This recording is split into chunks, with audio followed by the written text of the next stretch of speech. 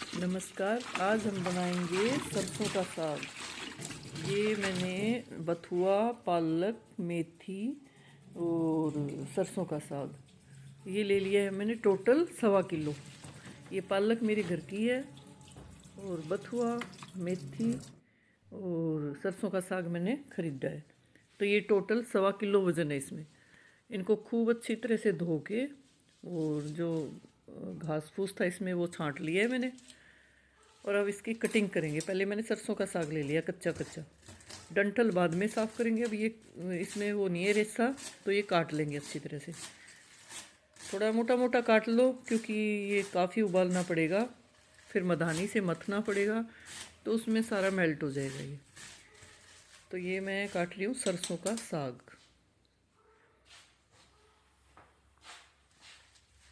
खूब अच्छी तरह 3-4 बार धोना पड़ता है खुले पानी में, क्योंकि इसमें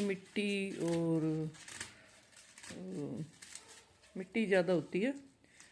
खेत से सीधा आता है ना मंडी में, तो इसको 4 बार पानी में, गुनगुने पानी में धोया है मैंने 4 बार। अब ये ले लिए मैंने मेथी, थोड़ी सी मेथी भी डालूंगी मैं। अब ये होगी 100-150 ग्राम मेथी के पत्ते हैं। ये भी अच्छी तरह छांट ली थी मैंने। मेथी के पत्ते पत्ते तोड़ लिए, डंठल फेंक दिए क्योंकि डंठल पकते नहीं है उसमें। सरसों का साग बिल्कुल महीन बनाना है, मलाई जैसा। ये मेथी के पत्ते पत्ते हैं बस, हरे हरे पत्ते कच्ची मेथी के। तो ये भी काट लेंगे बारीक बारीक।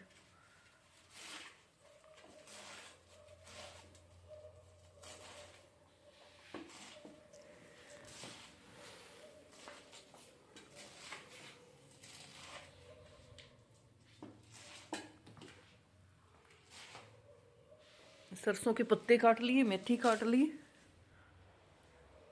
और अब ये है पालक।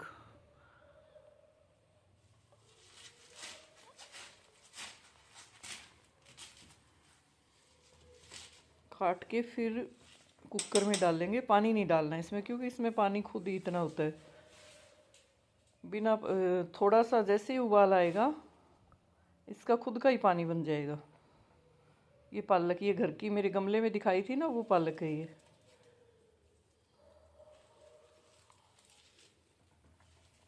ऑर्गेनिक पालक।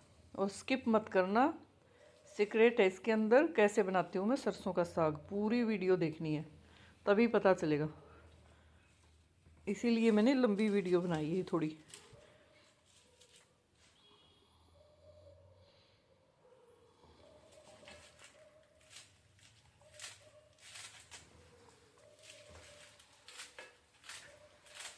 अगर आपको मेरी वीडियो पसंद आए तो लाइक, सब्सक्राइब एंड कमेंट ज़रूर करना है।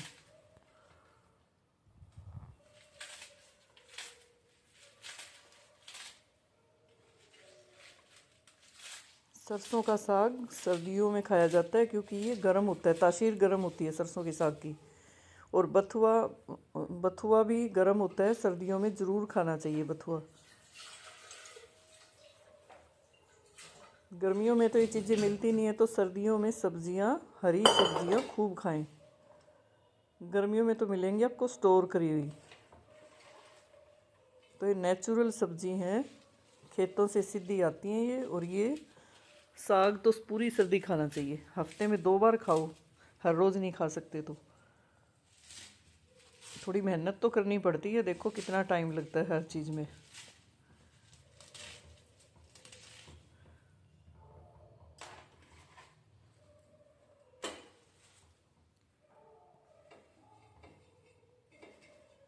ये काट दिए मैंने सारी सब्जियां। अब इनकी सरसों की डंठल बची हुई है, वो छील के काटनी है, उनका छिलका उतारना है। और डंठल तोड़ोगे तो रेसा सा निकलेगा। अगर वो रेसे समेत डाल दी तो इसके अंदर खाओगे तो मुंह में आएंगे वो रेसे से, और टेस्ट अच्छा नहीं होगा। फिर पूरा रेसा निकाल दोगे तो मलाई जैसा साग बनेगा आपका। ये है बथुआ। बथुए को तो काफ़ी टाइम तक पानी में डुबो के रखा है मैंने, ताकि मिट्टी जो भी गंध है इसमें नीचे बैठ जाए। बथुए में सबसे ज़्यादा मिट्टी होती है क्योंकि इसके पत्ते ही ऐसे होते हैं, वो कैच कर लेते हैं मिट्टी को। और खेत में होगी जो चीज़ तो मिट्टी तो ज़रूर होगी। और फिर मंडी में आती है ये, फिर मंडी में कितनी वो देखो सब्जियों की सब मिट्टी मिट्टी होती है। तो अच्छी तरह 4 बार धो लिया है मैंने। अगर अच्छी तरह नहीं धोगे तो करकराहट सा आएगा मुंह के अंदर, और इतनी मेहनत करोगे खाया भी नहीं जाएगा। अब ये अच्छी तरह धो के खूब अच्छी तरह छांट दिया, कोई घास फूस या कोई पीला पत्ता था वो निकाल दिया। और अब इनको काट देंगे। ये सरसों की डंठल है, ये देखो ऐसे रेसा निकालना है। ये देखो ये पकता नहीं है रेसा बिल्कुल भी, धागा सा होता है ये, कपड़े कपड़े की तरह। ये देखो ये कभी नहीं गलेगा, आप कितनी सीटी मरवा लियो इसकी। ये देखो ये सारे डंठले मैंने साफ़ करके फिर डाली है। ये देखो ये अच्छी तरह साफ़ करके और फिर डालनी है इसके अंदर। पत्ते तो मैंने पहले डाल दिए थे कच्चे कच्चे। ये 2-4 डंठल पकी हुई थी, कच्ची होती है ना बिल्कुल सरसों, तब उसमें नहीं होती इतनी। थोड़ी सी सरसों की ये डंठल पकती हैं तो ये रेसा बन जाता है इसमें। ये सारे छील लेने हैं।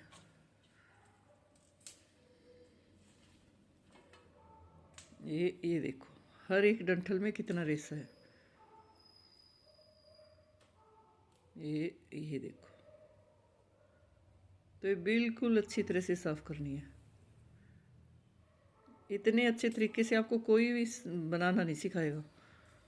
जितना टाइम मैं लगा रही हूँ इतना कोई नहीं लगाएगा। ये अच्छी तरह देख लो आप मैंने कैसे बनाया है। कोई चीज़ या सब्ज़ी कुछ भी बनाओ तो मन लगा के बनानी चाहिए, प्यार से।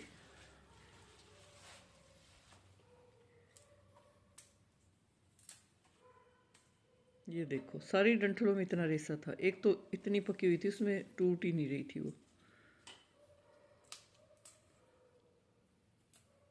तो हम खेत से लेके आते हैं वो तो कच्ची कच्ची होती है, ये 2-3 दिन तक मंडी में रख के फिर बेचते हैं तो थोड़ी सी ये बन जाता है रेसा।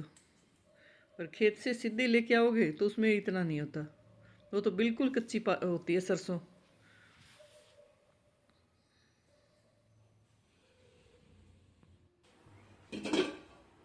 ये मैंने कुकर रख दिया है गैस पर और इसमें सारी सब्जियां डाल दी है। ये मैंने 7-8 कलियां लहसुन की छील के साबुत ही रख दी है इसके अंदर, क्योंकि ये सब उबलने के बाद बिल्कुल मलाई जैसी हो जाएगी। इनको घोट देंगे अच्छी तरह मधानी से।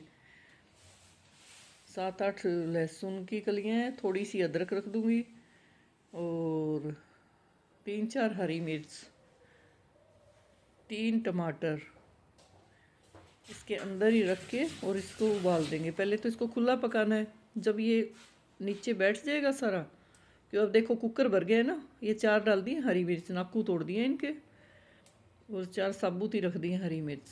हरी मिर्च आपको दिखेंगी नहीं, इतनी मेल्ट हो जाएंगी इसके अंदर। तो ये अपने थोड़ी देर में देखना है, ये एक उबाल आएगा और नीचे चला जाएगा सारा साग। अभी ये कुकर भर गया है, थोड़ी देर में आधा हो जाएगा ये, क्योंकि सब्जी का पानी बन जाएगा इसमें। हरे पत्तों में पानी, पानीदार सब्जी होती है, हरे पत्ते जितने भी होते हैं सब में पानी होता है, तो इसमें पानी डालने की कोई ज़रूरत नहीं है आपको, इसी का पानी बन जाएगा।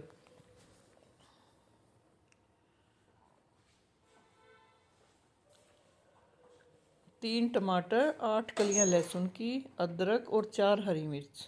गैस ऑन है, थोड़ी देर हम इसको खुला ही पकाएंगे। ये ऊपर तक भर गया है ना, खुला पका के फिर इसके ढक्कन लगा के 4-5 सीटी लगानी है कुकर की।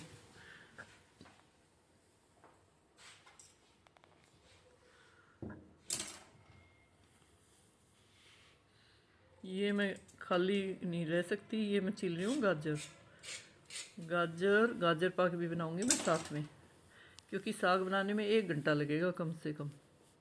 तो साथ की साथ दूसरी गैस पर चढ़ा दूंगी गाजर पाक। गाजर के हलवे में भी टाइम लगता है और इसमें भी टाइम, दोनों चीज़ें बन जाएंगी मेरी। और मैं गाजर कैसे छीलती हूँ देख लो, मैं बिल्कुल वेस्ट नहीं करती। जो इसके ऊपर थोड़ा सा ये होते हैं ना रोआ सा, ये और थोड़ी गंध होती है वो उतारती हूँ बस, जो मिट्टी सी होती है और पीलर से छील छील के इसको आधी कर देते हैं लोग। ऐसे मैं कभी नहीं करती, वेस्ट नहीं करनी चाहिए कोई भी चीज़, पैसे लगते हैं इनके। ये देखो मैं कैसे छील दूँ, इससे इतनी साफ़ हो जाएंगी। पीलर से छीलने का मतलब ही क्या है।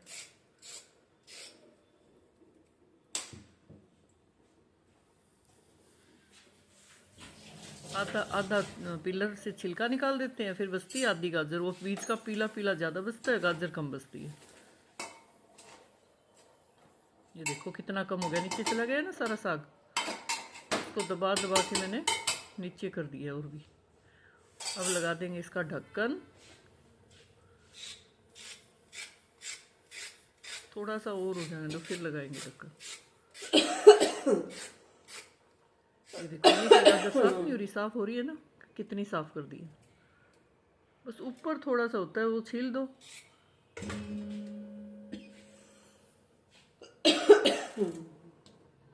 गाजर पाक के लिए हमेशा बड़ी बड़ी गाजर लेनी चाहिए, ज़्यादा मोटी भी नहीं हो। मोटी होंगी तो अंदर से वो पकी हुई होंगी, तो ये ठीक है, परफेक्ट गाजर है ये गाजर के हलवे के लिए। ये ढक्कन लगा दिया और इसमें लगेंगी 3-4 सीटी, 4-5 लगवाओ, बल्कि कम गैस कर दो, अपने आप पकता रहेगा साग।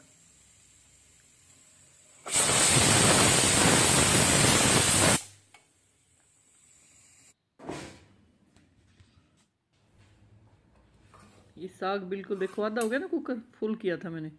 अब इसमें से जो टमाटर के कट लगाया था, टमाटर के छिलके आ गए हैं ऊपर, अलग हो गए हैं छिलके। वो छिलके आप चाकू से या फोर्क से निकाल लो और फिर इसको एक साथ ही मधानी से मथ देना है खूब। फिर प्याज, बस प्याज की कमी है, प्याज का छोंका लगा देंगे कढ़ाई में डाल के। घी, प्याज ब्राउन होंगे, 2-3 प्याज डाल लो।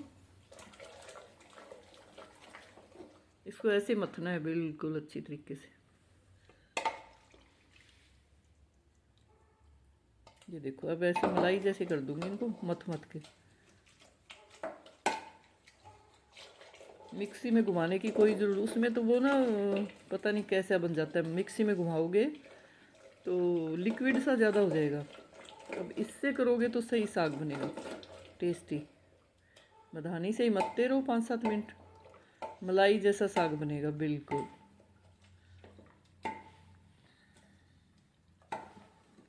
साथ में रख लिया मैंने मेरी चाय, चाय भी पीऊँगी और साग भी बनाऊँगी।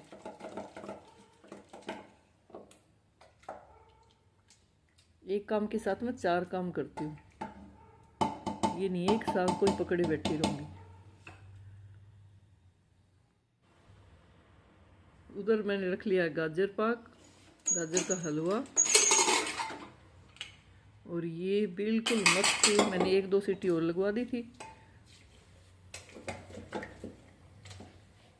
इसके अंदर ही मैंने थोड़ा सा 2 चम्मच पानी में घोल के, और मक्के का आटा, बेसन, कुछ भी डाल दो आप उसके लिए। 2 चम्मच मैंने बेसन का आटा डाला है, पानी में घोल के इसके अंदर डाल दिया, वो भी पक गया बिल्कुल अच्छी तरह। लोग बाजरे का आटा भी डालते हैं, तो मैंने केवल 2 चम्मच थोड़ा से पानी में घोल के इसके अंदर ही डाल दिया था। अब जब मसाले पकाएंगे उसके साथ ये पक जाएगा। इधर मेरा बन रहा है गाजर का हलवा। जो मैंने गाजर छीली थी ना, उनका मैंने हलवा रख दिया है। गाजर का हलवा भी बनेगा और साग भी बनेगा।